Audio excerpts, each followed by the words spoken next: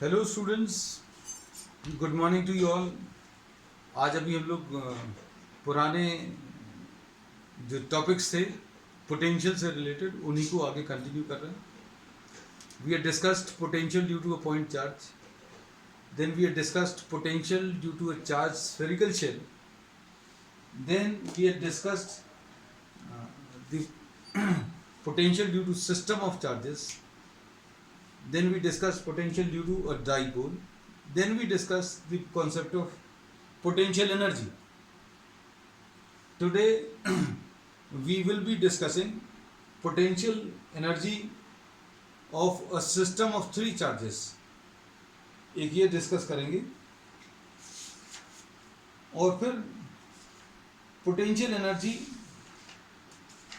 Due to a dipole will be discussing this also. अब इसमें सबसे पहला टॉपिक जो आज अभी हम लोग ले रहे हैं, potential energy of a system of three charges. Note down कर लो, potential energy of a system of three charges.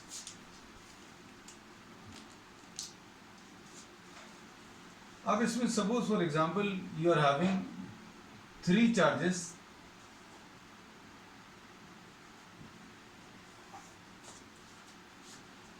placed at some distance from each other.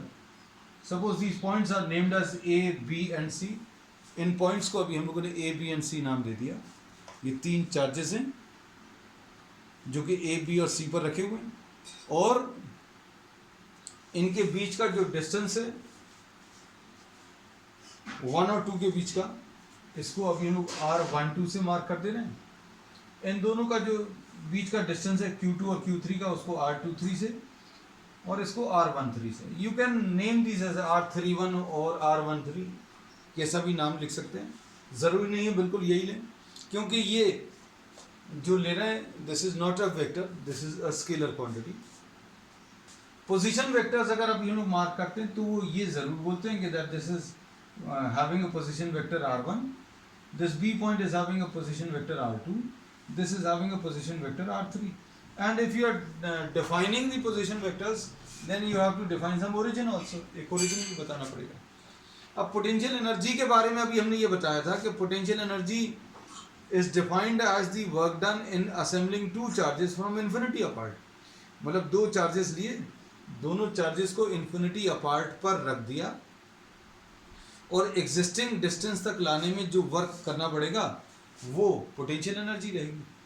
Similar is the concept of potential energy of a system of three charges.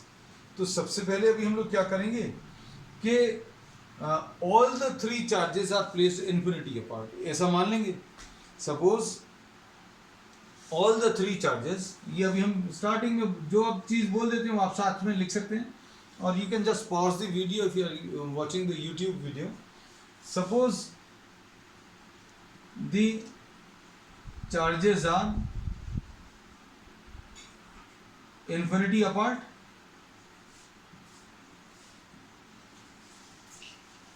तो अब क्या करना पड़ेगा, ये तो पहला डायग्राम था।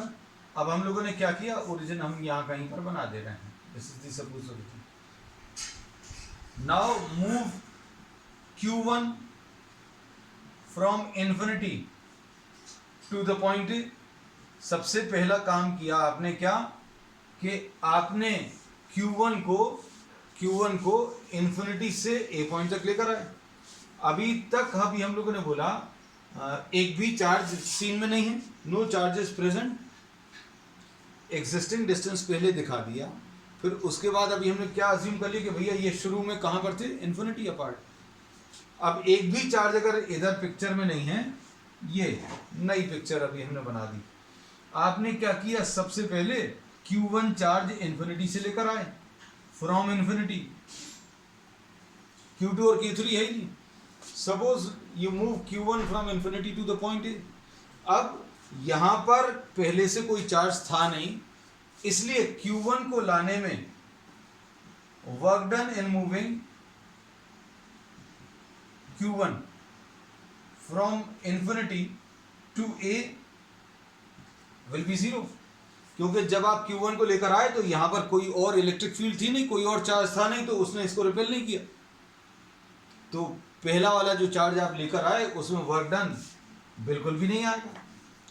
अब क्या होगा, अगला जो चार्ज लेकर आओगे तो ये चार्ज जो ऑलरेडी रखा हुआ है वो नए चार्ज के आने को रिपेल करेगा।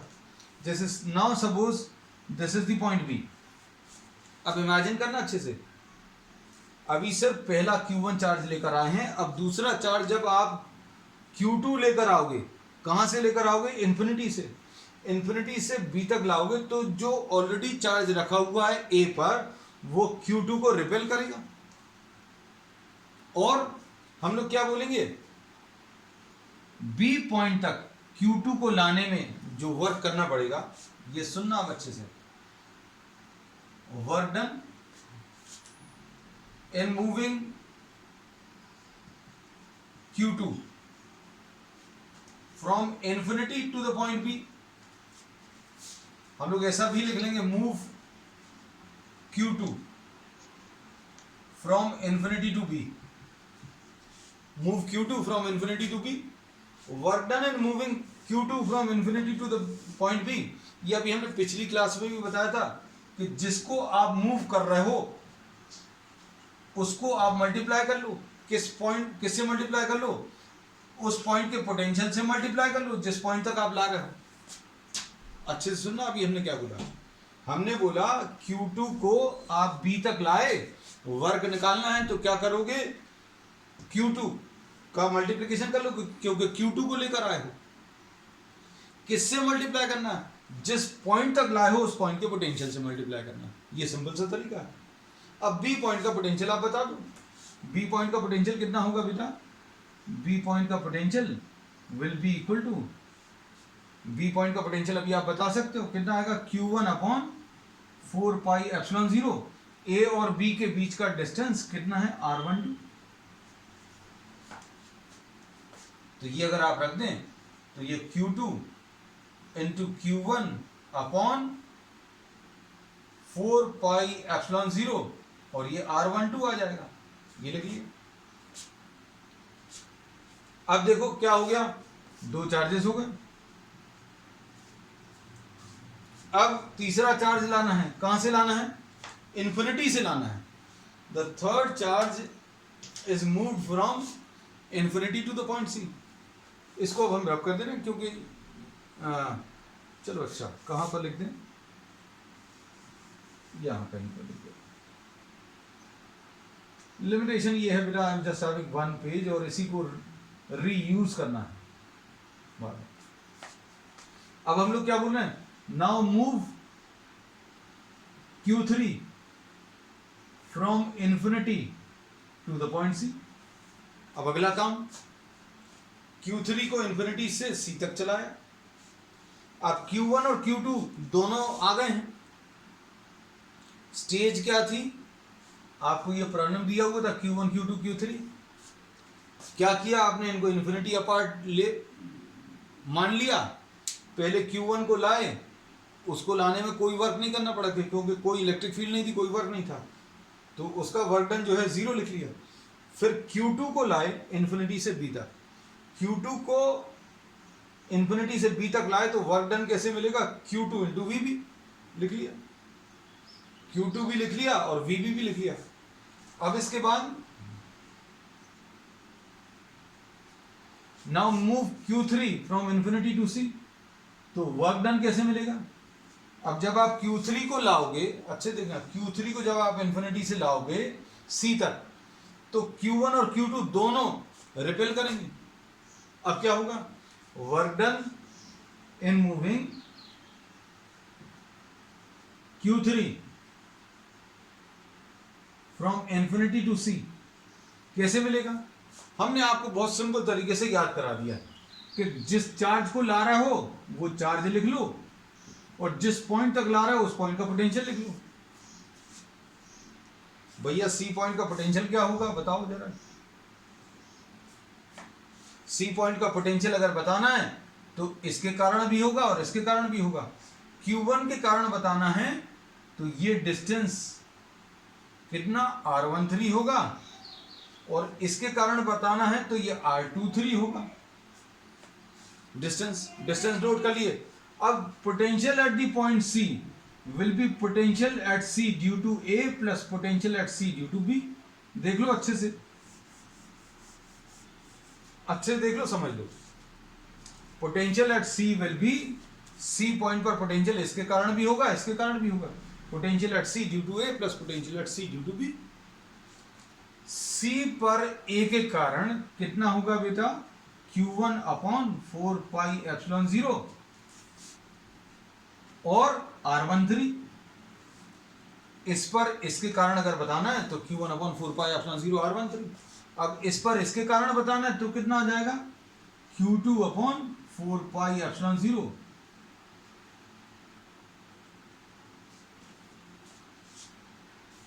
अब ये वाला वर्क कैसे निकालेंगे देखो जरा। इसको अभी हम W3 लिख दे रहे हैं, ये वाला W1 लिख दिया, ये वाला W2 लिख दिया। अब W3 कैसे मिलेगा देखो जरा। हमने नंबर्स इसलिए दे दिया क्योंकि बाद में सारे वर्क जोड़ने में आसानी होगी। W3 कैसे मिलेगा? Q3 into VC। VC की वैल्यू लिखी हुई है, Q1 upon 4 pi epsilon 0 R13।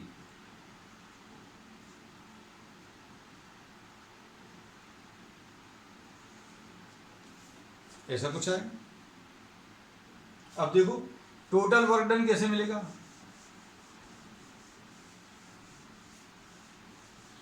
Total work done W will be equal to W1 Q1 को लाने में, W2 यानी Q2 को लाने में, W3 यानी Q3 को लाने में। कहां से ला रहे हैं तीनों को? इन्फिनिटी से। जब Q1 को लाए तो कोई वर्क नहीं आया। क्यों वर्क नहीं आया? क्योंकि पहले से कोई चार्ज रखा नहीं था, कोई इलेक्ट्रिक फील्ड भी नहीं थी। Q2 को लाए, Q2 को B तक लाए तो Q2 इंटू VB ये अपन ने निकाल लिया, कितना था? Q1 Q2 upon 4 pi epsilon 0 R12।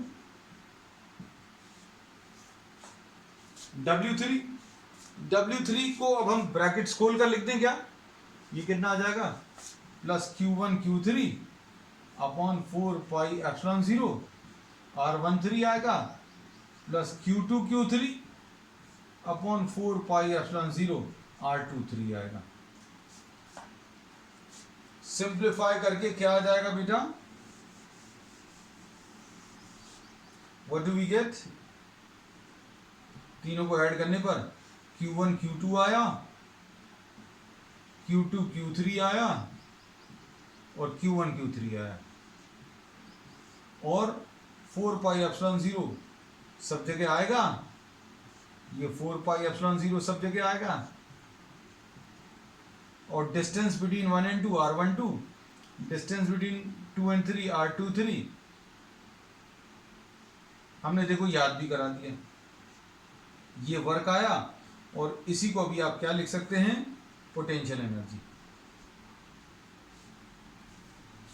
तो पोटेंशियल एनर्जी 3 चार्ज सिस्टम का अगर आपको निकालना है, निकालने का तरीका क्या रहेगा? दो चार्जेस का कॉम्बिनेशन ले लो, दो चार्जेस का कॉम्बिनेशन, यानी Q1 Q2 ले लो, Q2 Q3 ले लो और Q1 Q3 ले लो। And since potential energy is a scalar quantity, therefore proper signs are to be given while calculating the potential energy. अब कुछ चीजें हम बोल देते हैं, है ना, उनको आपको अपने तरीके से जब आप नोट्स प्रिपेयर करें तो लिखना। इसका मतलब ये है जब भैया आप इसको कैलकुलेट करोगे तो Q1 प्लस है तो प्लस साइन लगाना, Q2 अगर प्लस है तो प्लस लगाना, माइनस है तो माइनस लगाना। तो अभी हमने इसको सिंपल भाषा में क्या बोल दिया? That potential energy is a scalar quantity, therefore proper signs are to be given while calculating the potential energy. Is this clear? चलो अब इसमें नेक्स्ट, अभी हम लोग नेक्स्ट टॉपिक ले रहे हैं।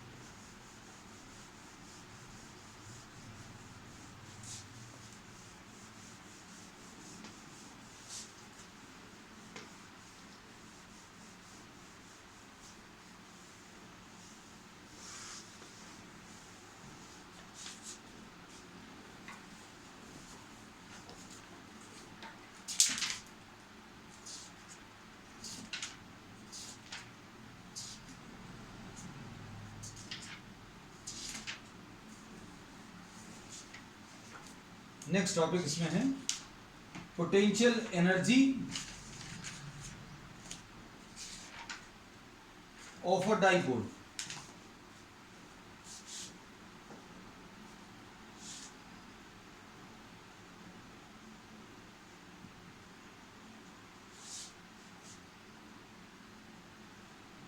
of a dipole placed in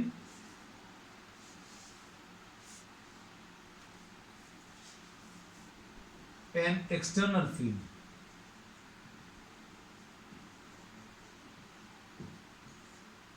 और समझने के लिए अभी हम लोग जो ले रहे हैं, we are taking a uniform electric field.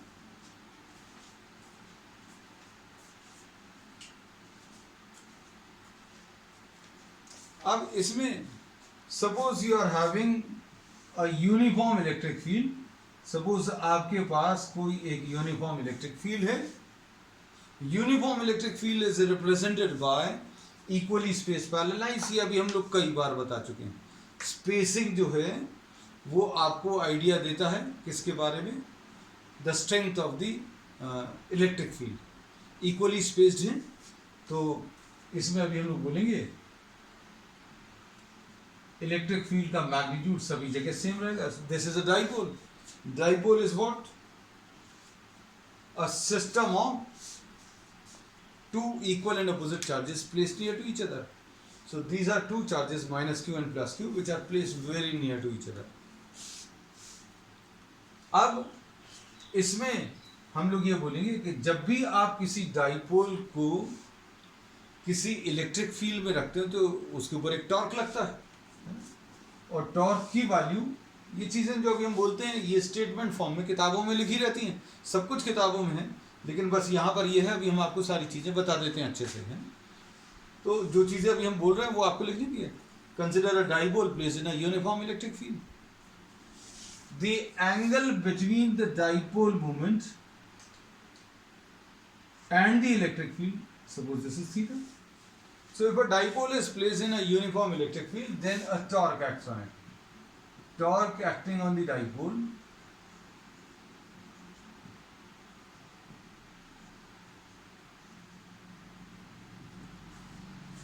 tau will be equal to PE sin theta। अब इसमें थीटा जो है, this is the angle between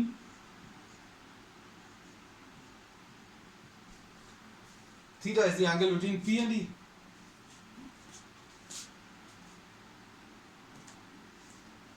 अब इसमें अगर आपको इसको रोटेट करना है, सपोज इस डाइपोल को अगर आपको रोटेट करना है तो एक टॉर्क तो ऑलरेडी इलेक्ट्रिक फील्ड लगा रही है, ये इसको ऐसा कुछ घुमाने की कोशिश कर रही है। अगर आपको इसको ऐसा रोटेट करना है, ये एक टॉर्क, ये तो ऐसा कुछ लग रहा है। ऐसा कुछ क्यों लग रहा है? क्योंकि ये देखो, ये पॉजिटिव चार्ज के ऊपर जो फोर्स लगेगा QE in the direction of field, और माइनस Q के ऊपर QE opposite to the direction of electric. This we have discussed in the previous classes. And this torque, ये अगर ऐसा फोर्स है और ये ऐसा फोर्स है तो रोटेशन ऐसा कुछ आएगा। This will try to, this electric field will try to align the dipole in the direction of field। ये इसको ऐसा लाइन में लाने की कोशिश करेगा। हम क्या कर रहे हैं, हम इसको रोटेट कर रहे हैं। Suppose if you are trying to rotate this dipole in this electric field, तो क्या करना पड़ेगा आपको?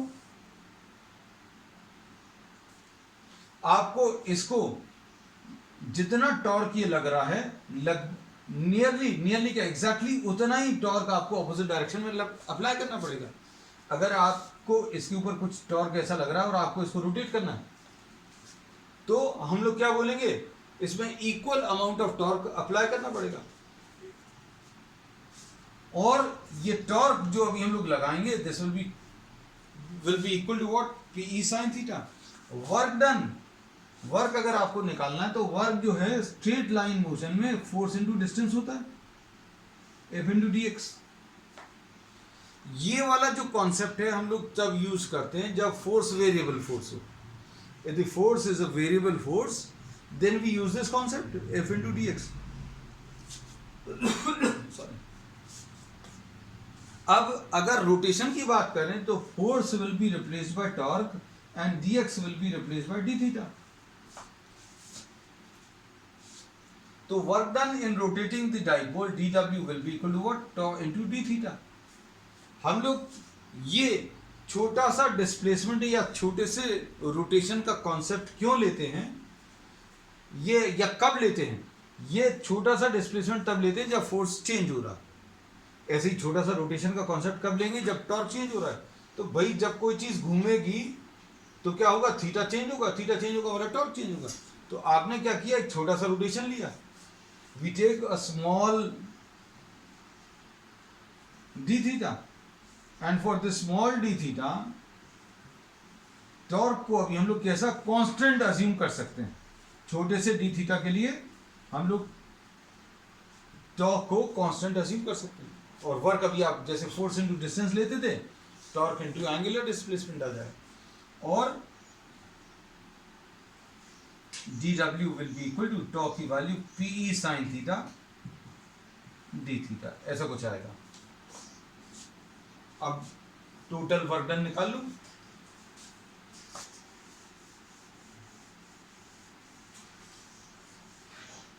टोटल वर्क डन कैसे मिलेगा?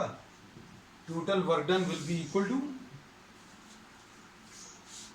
Integration of dw which will be equal to what, pe sin theta into d theta. और ये rotation कहां से कहां तक लेना है?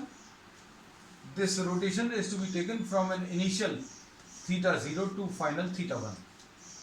स्टार्टिंग का अभी आपने थीटा 0 मान लिया और फाइनल थीटा 1 मान लिया. ये pe इसमें बाहर आ गया. Integration of sine theta D theta, ये थीटा 0 से थीटा 1. कांस्टेंट क्वांटिटी को बाहर ले लिया. अब क्या करेंगे?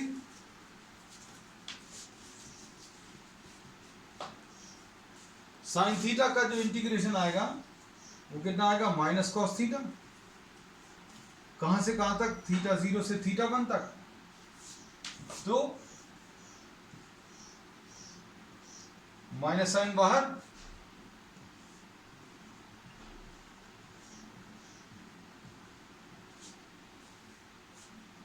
अब ये कितना आ जाएगा? Minus PE cos theta 1 minus cos theta 0. पहले अपर वैल्यू फिर माइनस दी लोअर वैल्यू. और ये PE into cos theta 0 minus cos theta 1.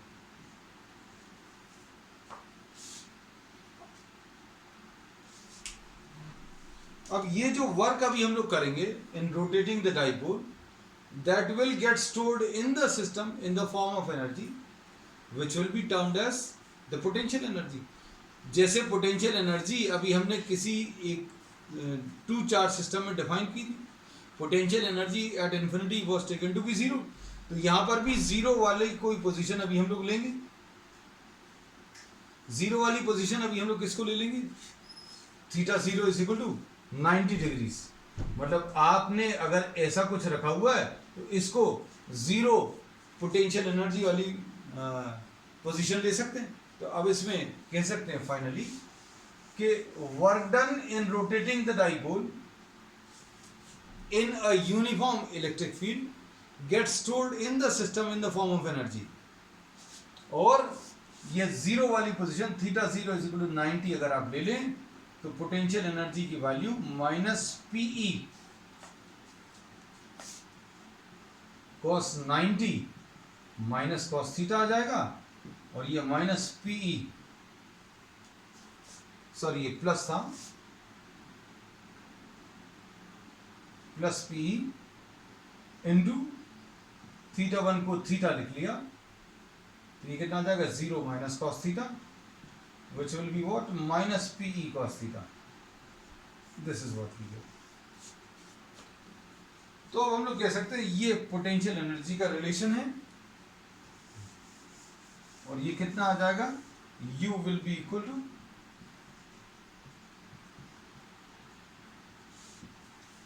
U will be equal to minus P dot E. Note कर लो जल्दी से।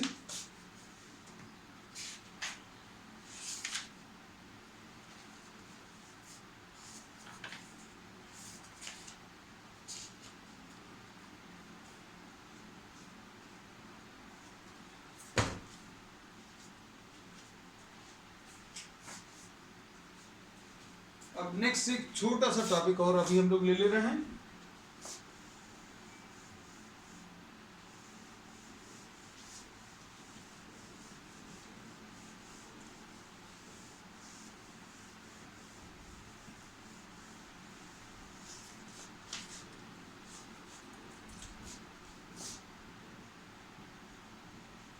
रिलेशन बिटवीन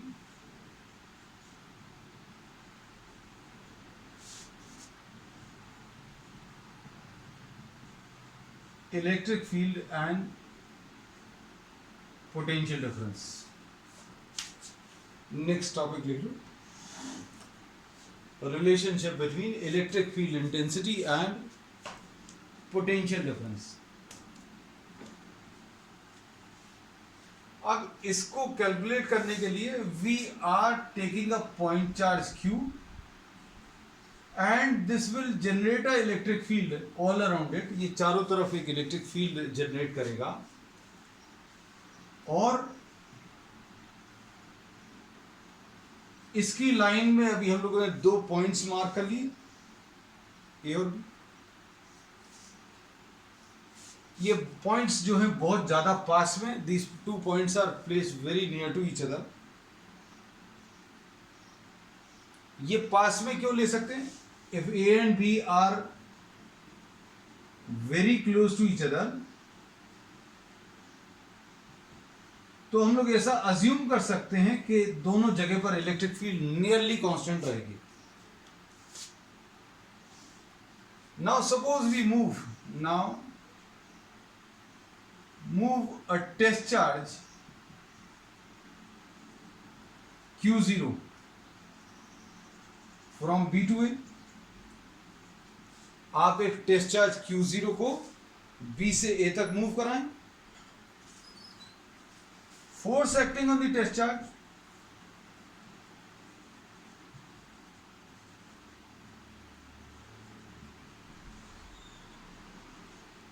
कैसे मिलेगा? Q0 इंटू ई। इसमें शायद कोई दिक्कत नहीं होगी। Force acting on the test charge this is equal to Q0 into E. अब इसके बाद ये फोर्स कैसा लगेगा? अगर आप Q0 को B से A तक लेकर आएंगे, Q0 को B से A तक लेकर आएंगे तो ये इसको रिपेल कर रहा है, तो ये फोर्स का ऐसा कुछ डायरेक्शन आएगा। फोर्स का डायरेक्शन अभी हम लोगों ने मार्क कर दिया। और अगर आपको इसको B से A तक लाना है तो आपको ऑपोजिट डायरेक्शन में फोर्स अप्लाई करना पड़ेगा।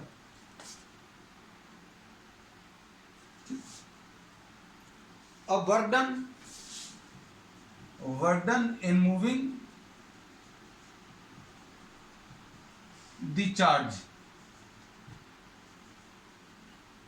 from B to A निकाल सकते हैं।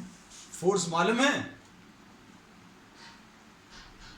आपको, फोर्स की वैल्यू मालूम है। डिस्टेंस अभी आप अज्यूम कर ली।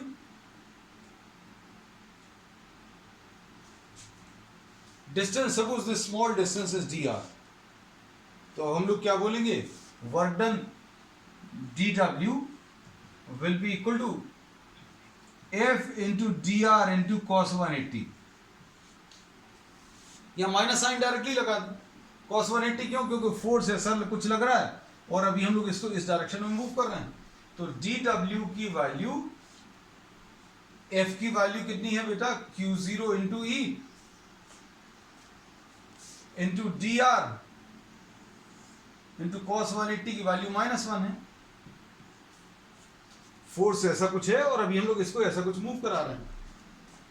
तो अब हम लोगों को वर्क मिल गया, work done in moving the charge from B to A, this we have got.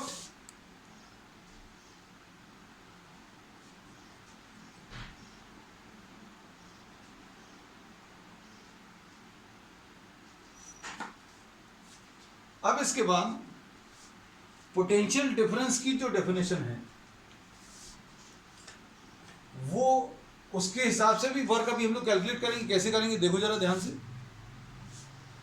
इसमें अभी हम लोग क्या कर रहे हैं, इस Q0 को इधर ट्रांसफर कर रहे हैं, तो dW upon Q0 this will be equal to minus E into dr। हम लोग पोटेंशियल डिफरेंस की डेफिनेशन स्टार्टिंग में किए थे, अगर याद हो, कि आप किसी टेस्ट चार्ज को मूव कराइए दो पॉइंट्स के बीच में B से A, याद है किसी को? Work done in moving the charge from B to A divided by the charge which you are moving will give you the potential difference between two points। दो पॉइंट्स के बीच potential difference निकालने का ये तरीका है। तो इन दोनों पॉइंट्स के बीच में चार्ज को चलाया, चार्ज को चलाने पर कितना वर्क आया वो तो निकाल लिया, और वर्क को फिर Q0 से डिवाइड कर दिया, तो ये भी आ गया। तो डेफिनेशन के हिसाब से ये क्या चीज है, VA माइनस VB है। VA माइनस VB को हम लोग किससे रिप्रेजेंट कर रहे हैं? Suppose this is represented bye DV, तो ये DV आ गया, तो DV will be what, minus E into dr। और इससे अभी हम लोग ये कह सकते हैं that E is minus dV by dr। ये फाइनल रिलेशन आया। अब इसमें बहुत ज्यादा डरने की जरूरत नहीं है, आप सिंपल ये सब इतना सब कुछ किया, जो लोग मैथ्स वाले हैं उनको तो ये और सिंपल कैसा लगेगा, आप ये वेरीफाई कर कर देख सकते हैं। भाई V की वैल्यू कितनी है, Q अपॉन 4πε0r है, dV बाई dr निकालो। मैथ्स वाले ये कर सकते हैं, बायो वाले भी कर सकते हैं, इनफैक्ट थोड़ा सा है, बहुत ज़्यादा टफ नहीं है कैलकुलस। 4πε0 लिया, d by dr of Q upon 4πε0 तो बाहर लिया, तो ये r ऊपर लिखेंगे तो r to the power minus 1 आएगा। और इसका डेरिवेटिव कितना आता है बेटा, Q अपॉन 4πε0 आया -1 r to the power of -2। Power नीचे आता है, r के ऊपर -1 था तो -1 हो जाएगा, तो ये कितना आ जाएगा, -Q अपॉन 4πε0 क्या, r²। ये कैलकुलेशंस अभी हम लोग कर रहे हैं in fact electric field due to a point charge के लिए, या potential due to a point charge, लेकिन ये ट्रू रहेगा सबके लिए। अब ये चीज अगर आप देखो तो ये क्या चीज है, ये E का फॉर्मूला है, तो dV बाई dr करने पर क्या आया है, -E आया, तो ये वही रिलेशन आप ध्यान से देखो। That's all for today. We'll continue with the same chapter next time.